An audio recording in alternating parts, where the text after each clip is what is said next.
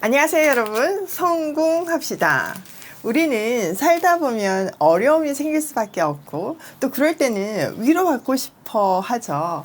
근데 진짜 위로는 어떻게 주어지는지, 또 환난과 위로의 의미는 무엇인지 알아보는 시간이 되면 좋겠어요. 자, 우리가 이 내용을 알려면 고린도 교회의 어떤 그 문화나 특징을 좀 알아야 되잖아요. 우리가 앞에 고린도 전서하면서 많이 봤지만 그 고린도 교회의 특징 중에 하나가 사실 엘리트주의였어요.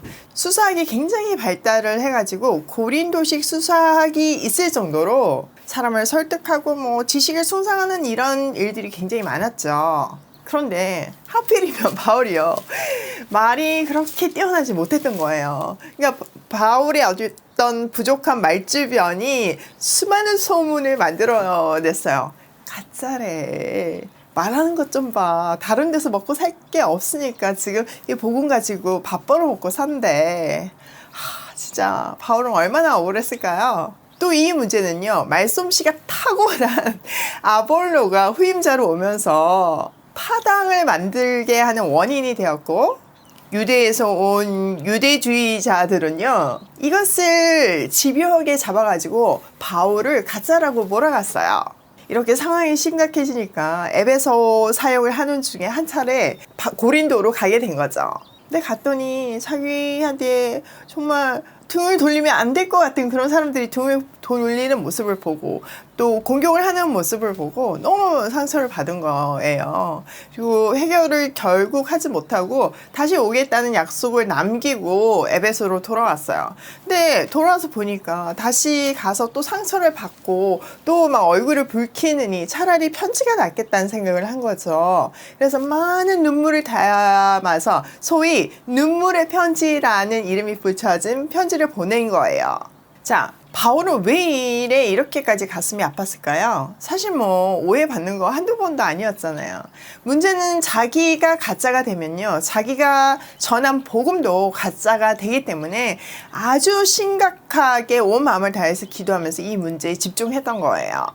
그 눈물의 편지를 디도가 가지고 갔는데 답장을 아직 받지 못한 상태에서 에베소에서 폭동이 일어나가지고 계획보다 먼저 에베소를 떠나게 된 거죠. 그러다가 마케도니아에서 정말 오매불만 기다리던 소식을 디도로부터 듣게 되어요. 바울이 얼마나 큰 위로를 받았을까요? 그래서 1장에서 가장 많이 반복되는 단어가 위로인 거예요. 이 바울의 감격을 우리 가슴에 장착하고 고린도 후서 한번 들어가 보도록 할게요. 1절, 하나님의 뜻으로 말미암아 그리스도 예수의 사도된 바울과 형제 디모데는 고린도에 있는 하나님의 교회와 또 온 아가야에 있는 모든 성도에게 하나님 우리 아버지와 주 예수 그리스도로부터 은혜와 평강이 있기를 원하노라. 바울은요, 자신을 하나님의 뜻으로 그리스도 예수의 사도가 된 바울이라고 소개를 해요. 그의 사도권에 대해서 논란이 있다는 것을 염두에 두고 쓴 단어죠. 자, 사도라는 단어는요, 보냄을 받은 사람이란 뜻이에요. 근데 누구로부터 보냄을 받았나요? 네, 맞아요. 예수 그리스도로부터 보냄을 받아서 예수를 대신해서 예수가 하고 싶은 말을 전하는 것이 그의 사명이었어요. 언제 그리스도로부터 사명을 받았나요? 네, 맞아요. 다메섹 언덕에서 부활의 주님을 만나고 그에게 이방의 사도가 되라는 그 사명을 주셨어요. 그리고 이 모든 것이 하나님의 뜻이라는 거죠. 사도 바울과 그의 신실한 동력자 디모데는 고린도에 있는 하나님의 교회와 아가야에 있는 모든 성도들에게 편지를 쓴대요. 바울은 교회가 하나님의 속해 있음을 분명하게 말해요. 그리고 그들의 소속이 무엇인지를 다시 한번 생각하게 만들죠. 그들에게 우리 아버지 하나님과 우리의 구주, 구원자 되시는 예수께서 내려주시는 은혜와 평화가 여러분께 있기를 빈다고 축원해줘요. 사실 지금 우리 단어 한번 생각을 해봤잖아요. 그 단어를 수식하는 형용사에도 구구절절 복음의 진수가 드러나 있어요. 하나님은 우리 아버지이시고 그리스도는 우리를 죄와 사망에서 구해주신 구원자이시죠. 자, 3절. 찬송하리로다. 그는 우리 주 예수 그리스도의 하나님이시요 자비의 아버지요 모든 위로의 하나님이시며 우리의 모든 환난 중에서 우리를 위로하사 우리로 하여금 하나님께 받은 위로로서 모든 환난 중에 있는 자들을 능히 위로하게 하시는 이로다. 자, 하나님을 찬양하자고 해요. 왜냐하면 그는 자비로우시고 온갖 위로를 주시기 때문이죠. 하나님은 환난 가운데 위로를 주시는 분이고 우리는 하나님께 받은 그 큰 위로로 온갖 환난을 당하는 사람들을 위로할 수 있대요. 여러분 정말 그렇잖아요. 극심한 환난 가운데서 하나님의 위로를 받아본 사람은 다른 사람을 위로할 수 있어요. 이것은 십자가에서 온전히 보여주시는데요. 예수님은 분명 하나님이시지만 연약한 육체를 입고 오셔서 우리의 연약함을 직접 체험하셨어요. 그리고 그 연약함을 뚫고 십자가의 죽음이라는 사명을 완수하셨어요. 그렇게 우리의 연약함을 아시고 동정하시고 중보하시고 도와주시는 거죠. 그 비밀이 우리 인생에도 동일하게 녹아 있어요. 환난을 겪고 특별한 아픔을 겪은 사람은요, 그 문제에 있어서 다른 사람보다 깊이 하나님의 마음을 알 수 있어요. 그래서 동일한 아픔 가운데 있는 사람의 마음을 공감하면서 그 사람을 위로해 줄 수 있는 거죠. 그것이 우리가 살아가는 시대의 아픔을 볼 수 있게 만들고 그 속에 있는, 그 아픔 속에 있는 하나님의 마음을 느끼며 다른 사람을 위로하고 살리는 역할을 할 수 있어요. 그것이 우리의 사명이 되기도 하죠.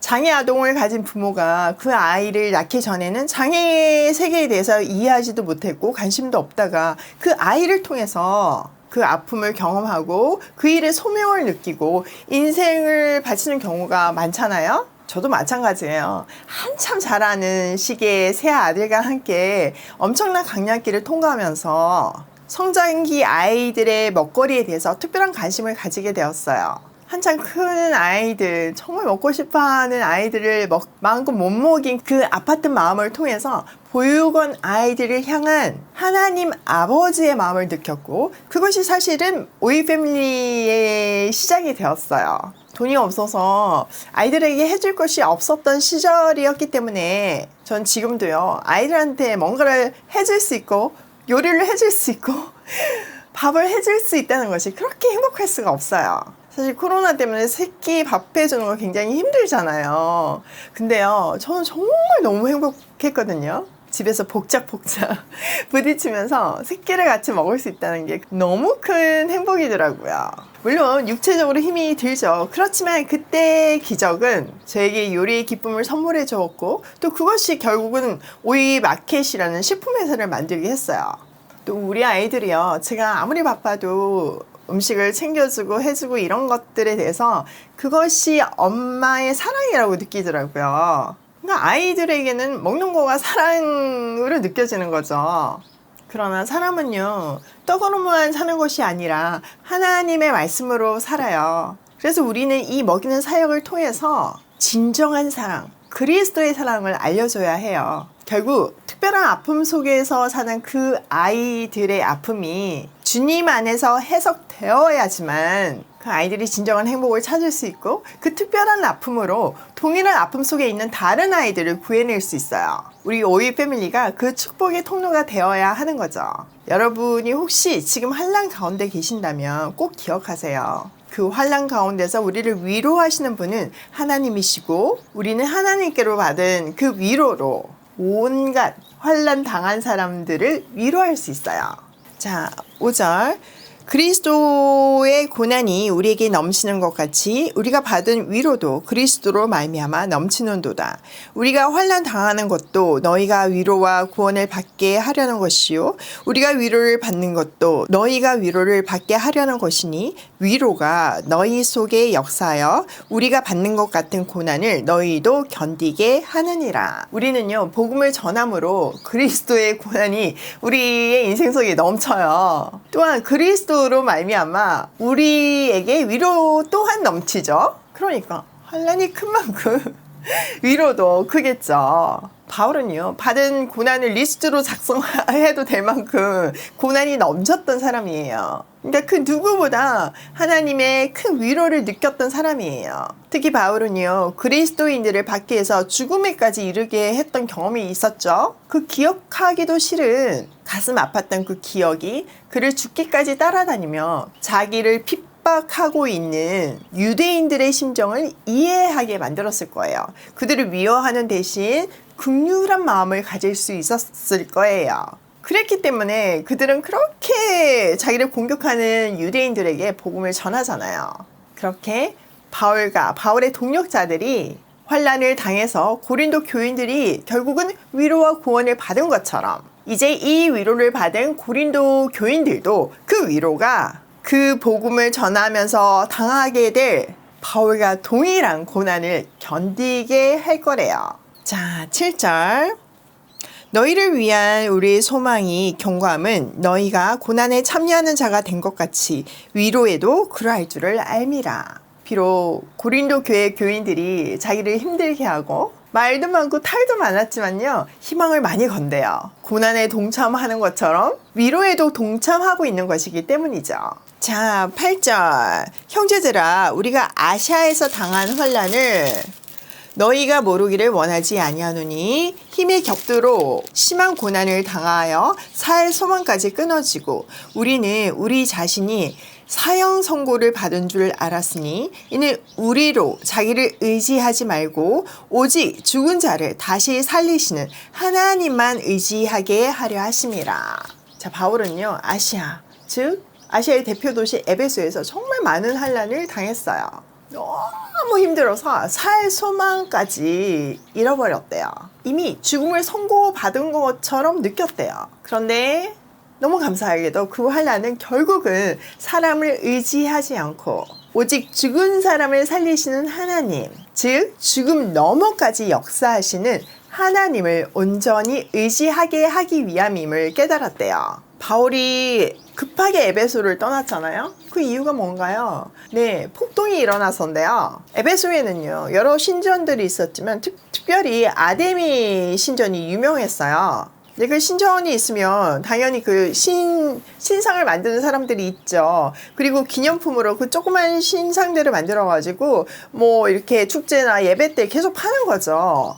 그들은 사실 그 아데미 신상으로 막대한 부를 축적했고요. 뭐 한두 사람이 아니라 그런 상인들의 조합이 있었어요. 근데 문제는 바울이 복음을 전하면서 그거 아데미 여신 아무것도 아니다, 우상이다 이렇게 알려주니까 신상이 팔리겠어요? 안 팔리겠어요? 안 팔리죠.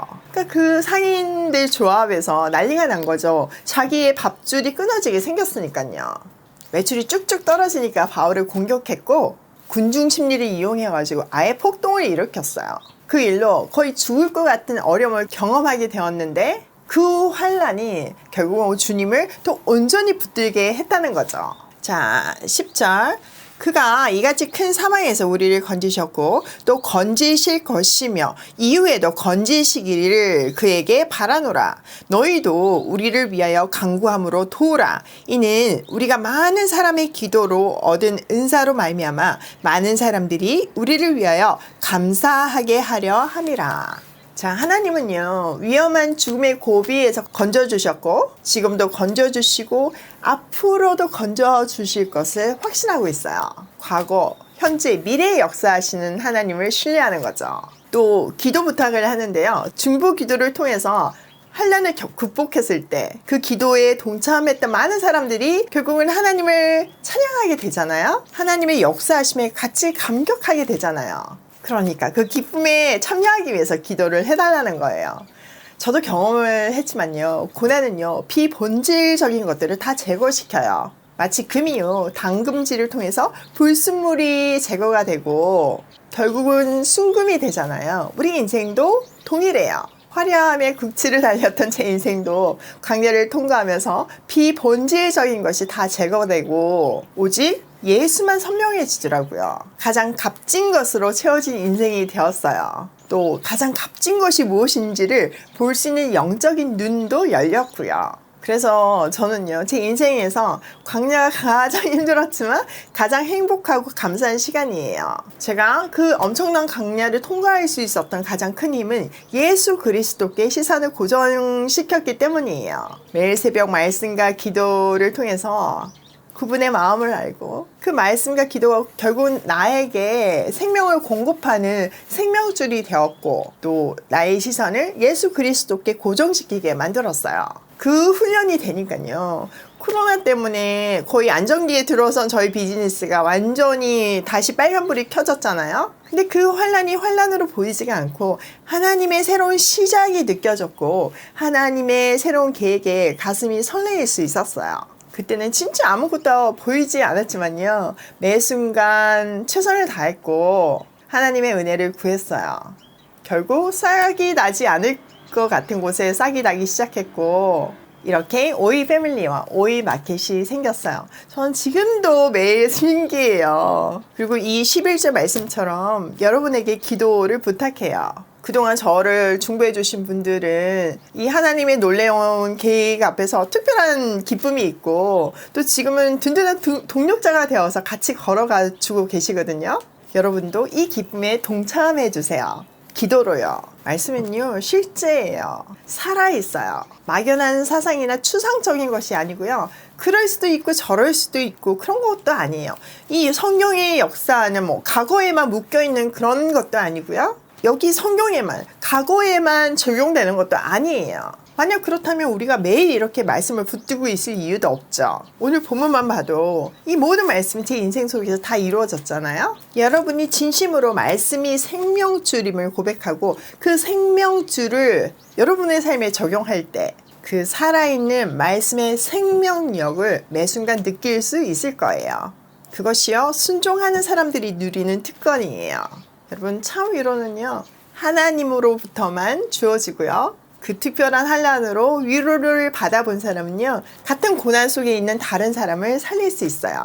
위로와 환난의 정의 잘 이해되시나요? 자, 오늘 내용을 우리 삶에 한번 적용을 해보면요, 첫 번째, 나의 환난은 나의 스펙이다. 여러분, 내가 당한 특별한 고난이 결국은 내 비즈니스가 되고 또 내 사명이 되고 그것으로 진짜 사람들을 먹이고 살리잖아요. 그러니까 환난은요, 주님 안에서 해석만 된다면 그건 분명한 나의 스펙이에요. 나한테만 열어주시는, 나한테만 알려주시는 특별한 비밀이에요.